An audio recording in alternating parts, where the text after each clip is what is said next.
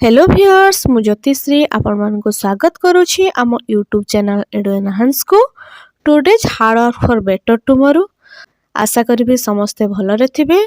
तो आज आम डिस्कसन करबा काली देखिबे गोटे न्यूज पाइथिबे कि हाईकोर्ट जेटीसी ऊपर स्टे ऑर्डर दे दैचंती। तार कोन रिजल्ट रहिबो आसंतु आज आम डिस्कसन करबा। तो आपण मानक मन गोटे प्रश्न आस्थुओ पोस्टिंग टी बंद हे जिवो कि डीवी हबो नाही कि तो केबे आसीबो पुणी नॉर्मलाइजेशन को सरकार यह चाल कि कौन पदक्षेप नेबे सरकार। तो निश्चित ये सब माइंड को आसुबो। फास्ट मु कहबी कि डीवी हबो कि नाही, डॉक्यूमेंट वेरिफिकेशन हबो कि नाही। जेहेतु तार दिन धार्य सरीची पुणी नियर टाइम को निया हेची आपणकर डीवीटी हबो निश्चित डॉक्यूमेंट वेरिफिकेशन हबो। तो आप रेडी हो जातु 20 तारीख 21 तारीख विथ आपणकर सफिशिएंट डॉक्यूमेंट जेरक्स नहीं कि जिबे डीवी आपणकर निश्चित हबो।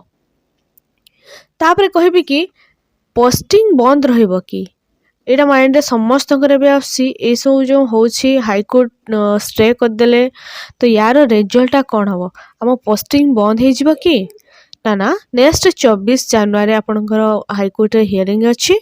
आफ्टर दैट पोस्टिंग कार्य चालू रहिबो।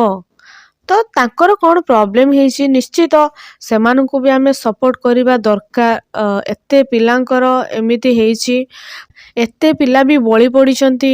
तापरे कहि रखिबि कि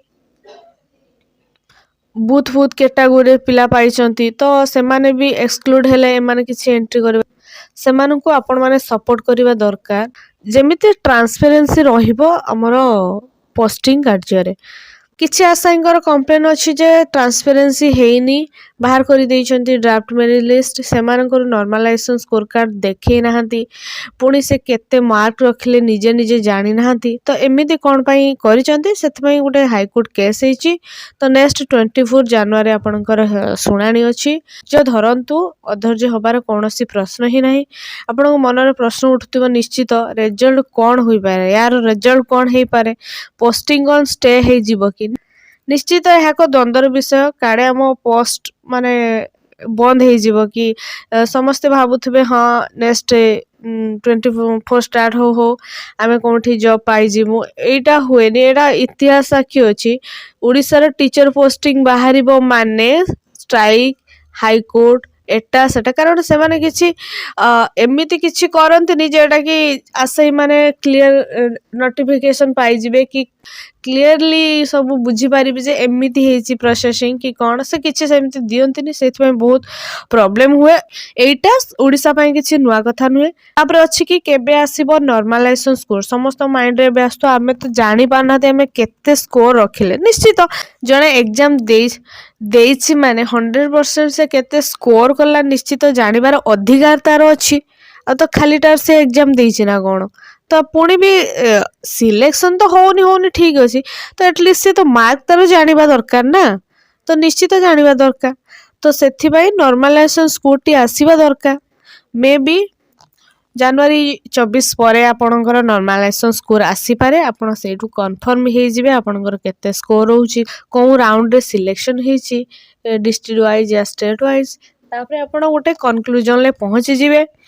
तापरे रहउची यह सरकार एक चाल कि निश्चित है सरकार गोटे चाल सी चाहूचंती जे किछि 20,000 ना रे 20,000 कहीदेले किछि सीट आमे बंचेई दमु चाहती इकोनॉमिक्स तांकर स्टोरेज रे ठीक ठाक हेगे रहू एते सब पोस्टिंग दे देले तां पैसा पत्र सर जीवनी एटा सरकार गोटे निश्चित चाल जेमिति पिला माने भड़कीबे लोअर पीएमजी को आसीबे हुहाला करिवे घोटाला हबो एटा निश्चित सरकार गोटे चाल आ किछि नुह। तापर अच्छे कौन पदक्षेप नेबे सरकार 24 जनवरी पर्यंत कौन सी पोस्टिंग रिलेटेड कार्य हो पारिबो नाही।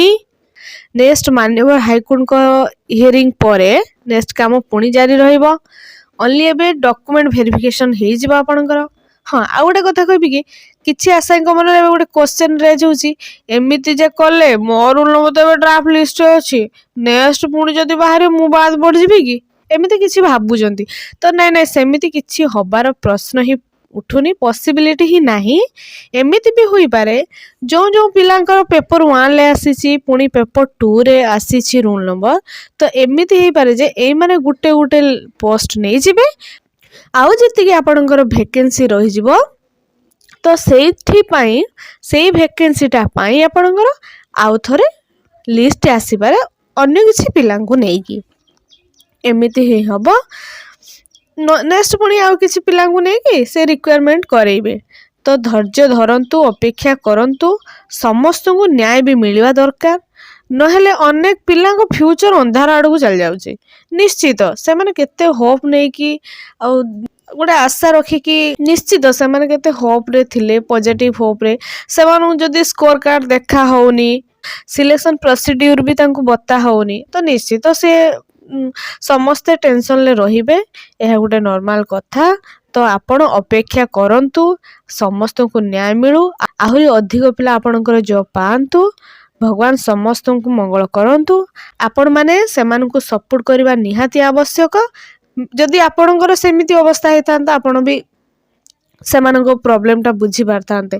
जेहेतु भगवान आपनको सेफ रे रखिजंती, आपण भी चाहतु आउ किछि भाई भौणी माने आपनको सहित ऐड हे जांतु। टोटल तो 90,000 पकेले समस्त आ जॉब पाइबे नी। जेतिक भी भलो भलो पिला अछंती, भलो स्कोर रखचंती, समस्त जॉब पांतु। धैर्य हरा न होई अपेक्षा करंतु। कोन पोस्टिंग रिलेटेड नेक्स्ट प्रोसीड्यूर रहुची, तो सेते पर्यंत आपण विदाउट टेंशन, विदाउट फियर रे रहंतु। Thank you.